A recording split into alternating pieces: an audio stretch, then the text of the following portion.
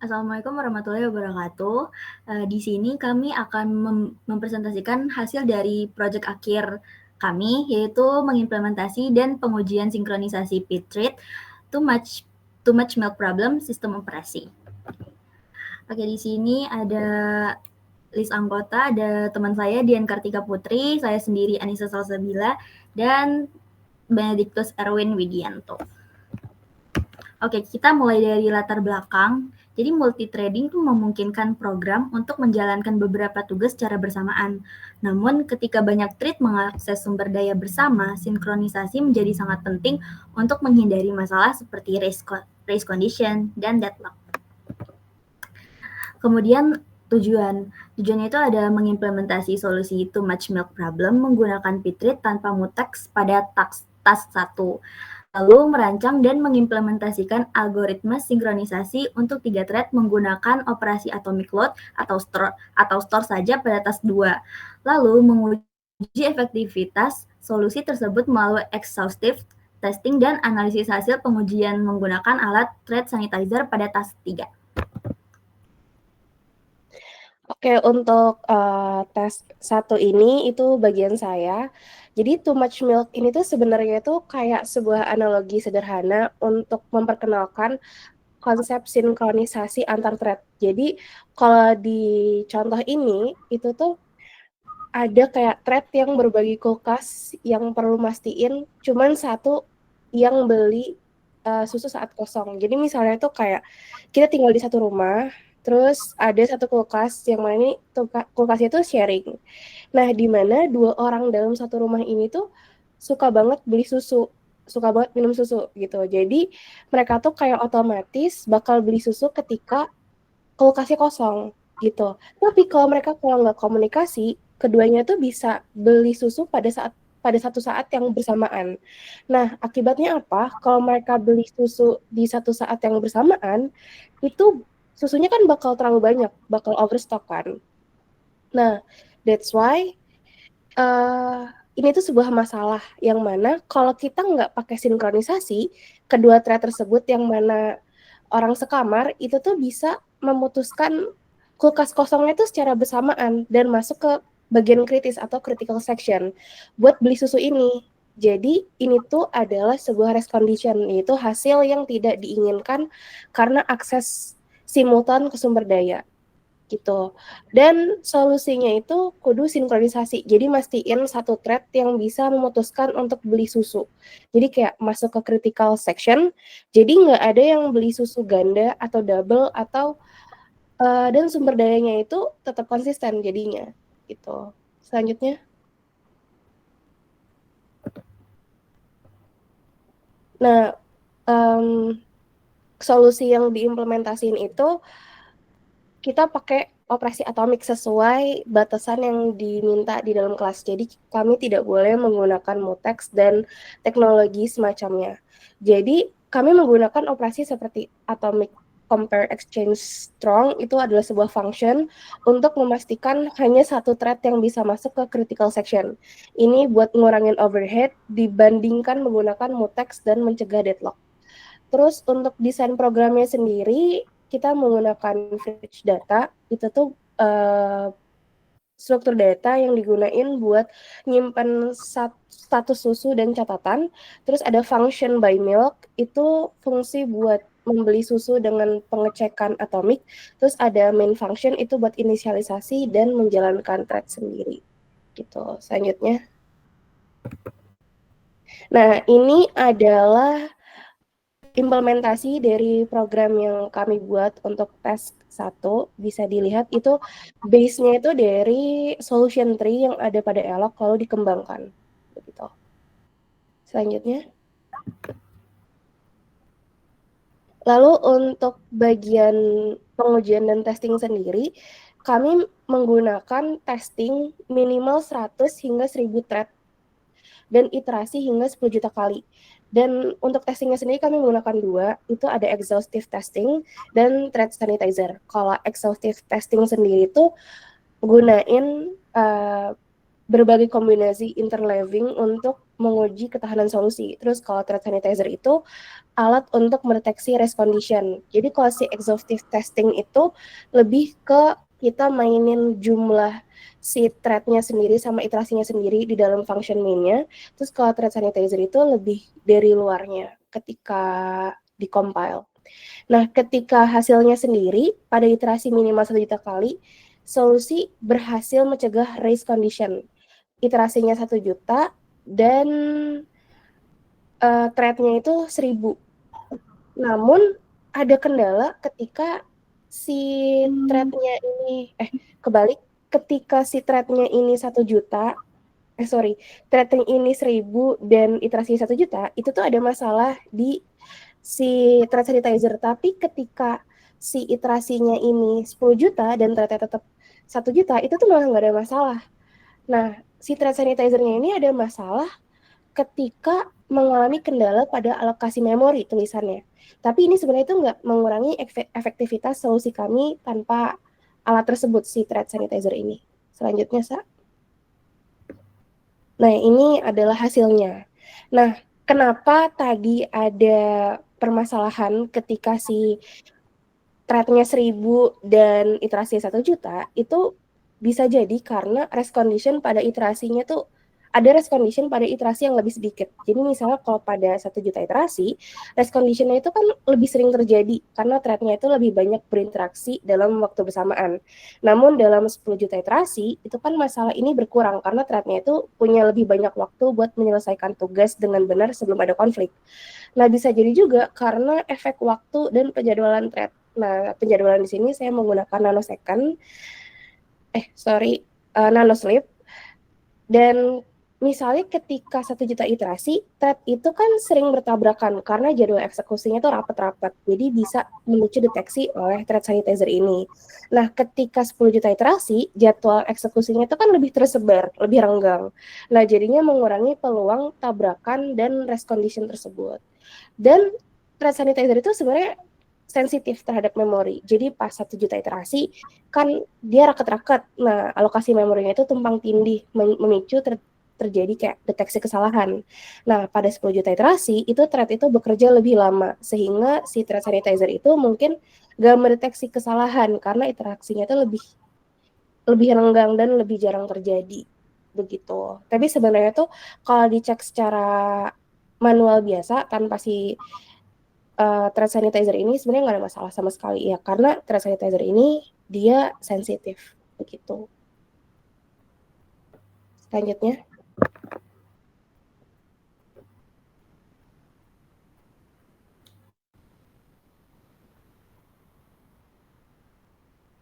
Erwin. Oke, oke. Kita langsung mulai aja. Di task kedua ini kita ditugaskan untuk membuat algoritma yang mengembangkan solusi lebih lanjut dari solution 3 tentang cara kita menyelesaikan masalah milk ini. Tadi sebelumnya kan di algoritma sebelumnya itu masih menggunakan algoritma yang berbasis eh, yang atomik saja, tapi yang tidak punya log. Tapi kalau yang di sini itu kita menggunakan log untuk menyelesaikan permasalahan ini. Nah, eh, sebenarnya solusi 3 dari slide yang diberikan itu sudah cukup. Cuman pada kali ini kan kita disuruh untuk menyelesaikan 3 thread. Cuman untuk 3 thread itu kita kalau sesuai dengan solusi 3 berarti kita harus membuat suatu logika yang smart, yang apa ya, yang cerdas, biar kayak kita itu nggak perlu pakai lock, nggak perlu pakai interrupt, nggak perlu pakai hal-hal yang lain-lainnya kayak gitu. Nah, hal-hal yang kayak gitu itu sebenarnya agak sulit buat dilakuin, dan implementasi mungkin agak ribet. Nah, untuk mengatasi hal itu kita memutuskan untuk menggunakan algoritma Peterson solution buat melindungi critical section. Nah, di Peterson solution itu sendiri dia itu menggunakan flag sama turn. Eh, oke, mungkin bisa lanjut slide-nya deh. Oke. Peterson solution itu pakai flag dan turn, alih-alih menggunakan lock sebagai mekanisme untuk melindungi critical section. Jadi variable flag itu bisa kita ibaratkan itu kayak suatu thread-nya itu punya apa ya, punya interest buat ambil suatu shared resource. Sedangkan kalau turn itu digunain biar apa ya, biar eh, buat ngasih nilai ke array-nya aja, biar kayak dan isi array-nya itu mengacu ke thread yang lainnya. Jadi sebenarnya keuntungan dari algoritma Peterson ini buat mengurangi eh, waiting time juga biasa disebut spin lock.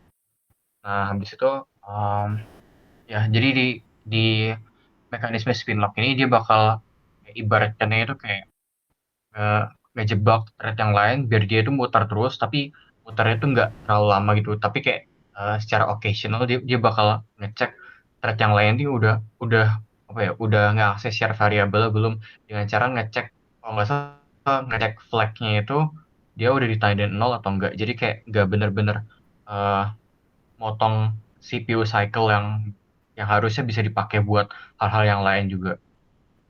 Oke, bisa lanjut.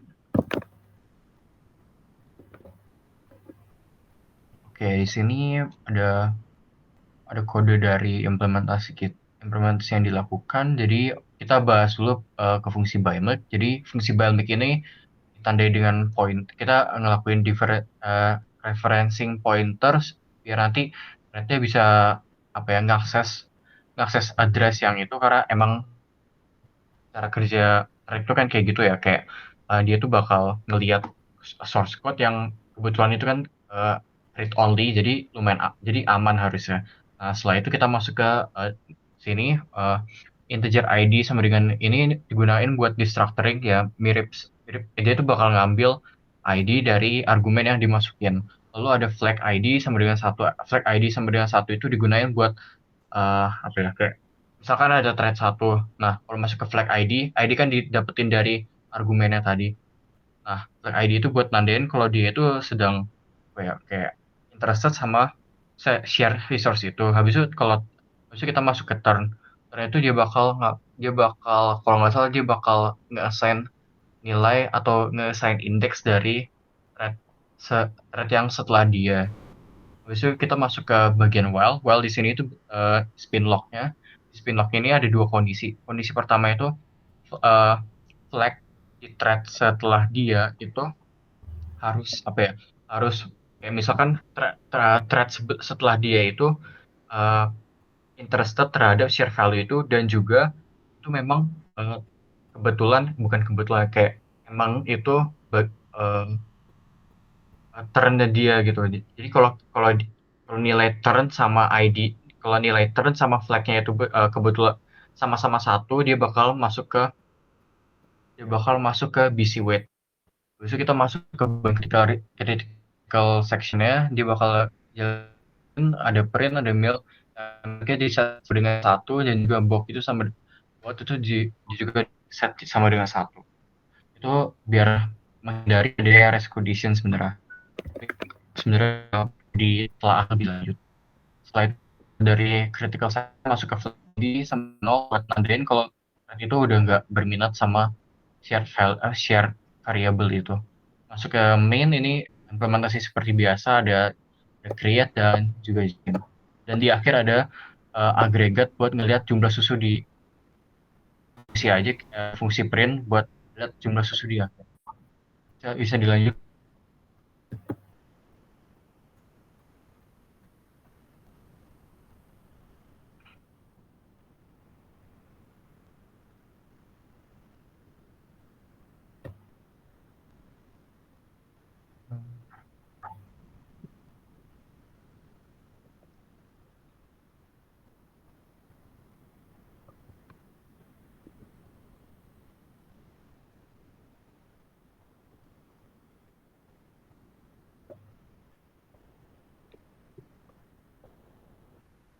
Oke. Oke, di sini kita punya hasil logging algorithm yang udah disin dengan Peterson solution. Di sini ada pengujian, cara ngejalanin ini sebanyak 1 juta kali. Untuk testing ini itu kita basically itu bikin suatu fungsi buat ngejalanin satu waktu ngebuat thread ada 3, tapi dijalanin 1 juta kali. Dan bisa dilihat di sini fungsi yang udah dibuat itu juga ngembaliin atau nge-increment nilai dari thread one itu, yang thread one count buat ngitung berapa kali thread one itu kayak nge-akses share variable di tiap tes gitu. Jadi di sini bisa kita lihat ada 975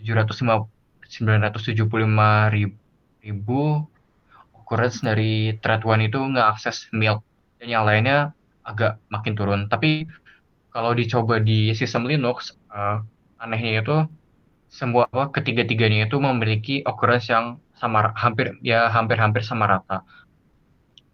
Lalu testing kedua ini kita pakai thread sanitizer. Nah, isunya di sini itu thread sanitizer ngedetek kalau akan terjadi race condition. Entah itu karena traffic atau alasan yang bakal kita sampaikan di slide selanjutnya.